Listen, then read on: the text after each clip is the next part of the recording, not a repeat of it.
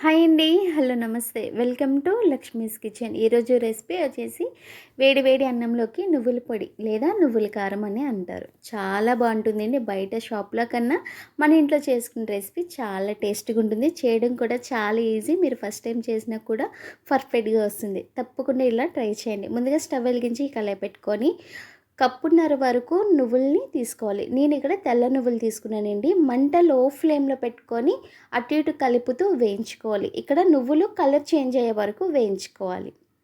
ఇక్కడ మనకి లైట్గా కలర్ అనేది చేంజ్ అవుతుందండి. ఇలా వేగితే సరిపోతుంది.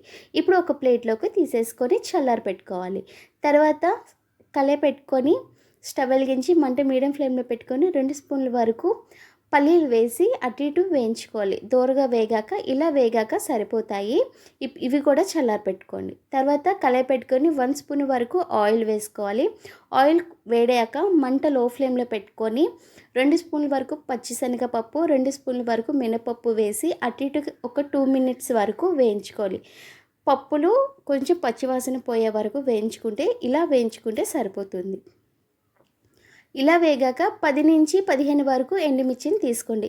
ఎండుమిర్చి మీ కారాన్ని పట్టి తీసుకోండి. ఇవి కూడా కట్ చేసి అటు ఇటు కలుపుతూ వేయించుకోవాలి. మంట లో ఫ్లేమ్లో పెట్టుకొని కుక్ చేసుకోండి. ఇక్కడ స్పూన్నర వరకు ధనియాలని తీసుకొని వేయించుకోవాలి. ఇప్పుడు ఒక స్పూన్ జీలకర్ర వేసి వేయించుకోవాలి.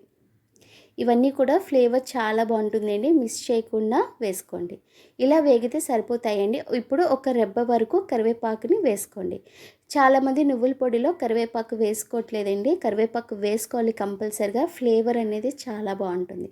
కరివేపాకు కూడా క్రిస్పీగా వేగే వరకు వేయించుకొని ఇలా చల్లారి పెట్టుకోండి.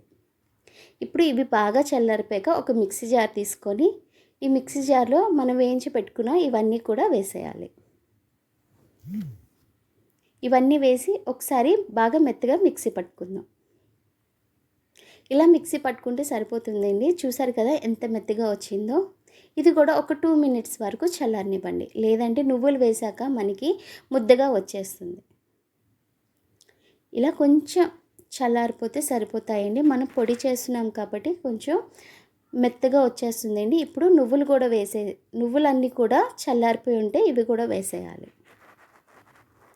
నువ్వులు వేసాక ఇందులో మనం పొట్టు తీసుకున్న పల్లీలు ముందే వేయించి పెట్టుకున్నాం కదా, అవి కూడా వేసేయండి.